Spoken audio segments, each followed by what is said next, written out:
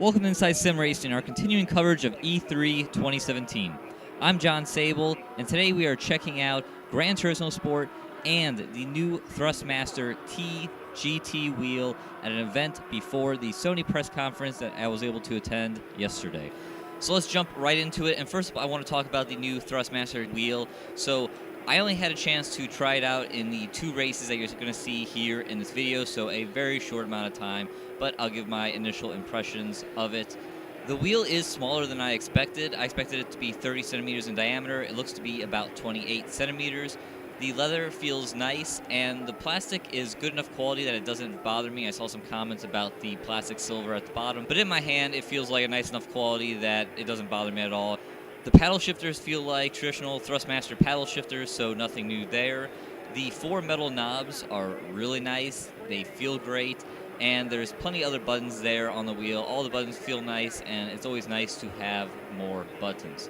Now, for the force feedback, I can't say a whole lot at this time because it was turned way down for both demos of GT Sport that I tried. I don't know why it was turned down so low. All I can say that the force feedback was delivered smoothly, and I could definitely feel it build up when I went and overcooked a few corners, which happened because I was not familiar with either track that I drove. But besides that, it was really hard to get any kind of opinion on it, and I'm hoping that during the show later in the week, I'm able to go and try it out at the Thrustmaster booth and mess around with some of the settings and make sure the force feedback is turned up so I can really get a feel for what this wheel can do. So now let's turn our attention to what's happening on screen, and I went and I drove the NSX GT3 in a race at the Dragon Trail in GT Sport. This is the first time I ever driven this track, so I was definitely not familiar with it and blew a few corners, but once I figured it out, it is a really fun track and I really enjoyed it.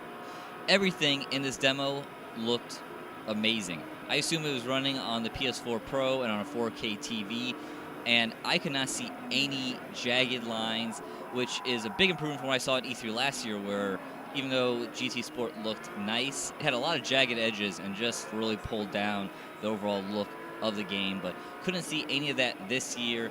The car textures, lighting, all looks fantastic. The sun glares that you see running in the late afternoon at the Dragon Trail look awesome. I mean, just overall, very dramatic and very pretty. I was really impressed with it. As for the sounds, I thought the engine note on the NSX was actually not too bad at all. The tire scrub still needs some more work, and the shifting note that I got later on in this video when I was driving the BMW M6 GT3 was really odd. It was very loud and very clanky. Unfortunately, you guys can't hear it because I was wearing headphones. But yeah, that was odd and needs some work. But the NSX, engine note-wise, sounded pretty good. As for how the AI raced, I thought they were pretty good as well. I was able to go and have some pretty good racing with them, and overall it felt more towards believable than not. Handling-wise, the NSX GT3 also felt pretty good. It felt believable. When I pushed into a corner too hard, it would go and slide out, and sometimes if I go and try to get the gas too early, the back end would kick out and I have to catch it in a slide. Now, I wish the force feedback was higher to translate some of these things better, and that would have been nice, but from what I could feel, it felt like the NSX GT3 handled well and handled believably. Now, something that I asked Kaz about, and I'm sure you've noticed here, is the damage and essentially the lack of damage, and he said they had the damage turned down really low on these demos and it could be turned up. Now, with that said, the damage I saw in this demo was essentially you could ram into the back of someone, and I hit some people pretty good, and just put a couple scuffs on the bumper of the AI car.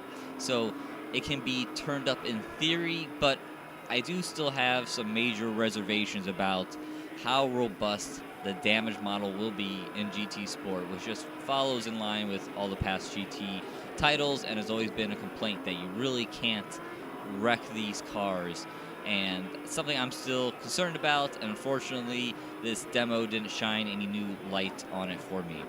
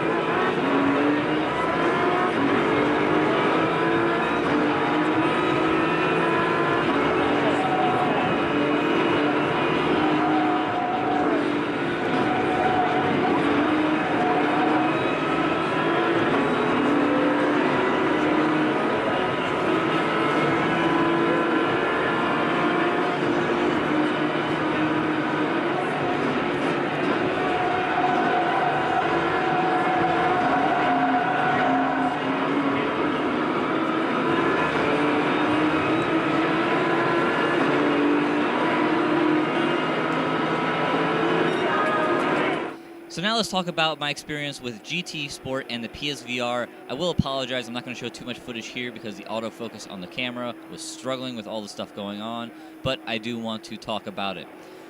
I have to say, overall, I was very impressed with it. The VR was well done. It tracked well, there was no judders, it looked pretty good. I mean, obviously when you go to VR, you're going to have some of those jagged lines that I said and edges I said you didn't have on the PS4 Pro and the 4K TV, but it's not that far off of experience like you get on the PC with the Oculus Rift or HTC Vive. So, again, very impressed with the experience. Now, I did learn a little bit more about PSVR and the implementation of it in GT Sport while talking to Kaz, and I asked him if it's going to be anything more than what we're seeing here at Willow Springs, which is a 1v1 race. I'm racing an AI car, and short answer, no. VR in GT Sports can be limited to a certain number of tracks. I didn't get that number. I feel like it's not going to be a small number, but it's not going to be all the tracks. The ones that are graphically really demanding just aren't going to be playable in VR. And then it's only going to be offline 1v1. I was hoping that maybe it'd be an online mode. You can go and race against a friend or just anyone online in VR, but you can't. So that's a bit disappointing. So while it ran really well and looked great, and overall I really enjoyed it, it's going to be pretty limited to essentially a hot lapping type exercise. It's going to be just one aspect of the game. So I don't know if GT Sport's going to go and get a lot of people to go out and purchase the PSVR, which is a shame because, again, what I tried was a really cool experience, but obviously they just can't recreate that quality experience in a full field of cars or even a partial field of cars. So that will do it for this quick look at GT Sport and the new Thrustmaster T-GT wheel. I'm hoping to get a chance to drive both the new Thrustmaster T-GT wheel and GT Sport more later on this week and send out some more impressions of those to you, but wanted to get this one up quickly. Again, just some initial impressions from a very short time with both of them, and hopefully we can go in more detail later. So there you go, GT Sport coming out in fall of this year. We don't have an exact date yet, which is unfortunate, but hopefully, fingers crossed, it shows up this calendar year. So for John Sable, thank you for watching Inside Sim Racing and our coverage of E3 2017. See you guys again next time.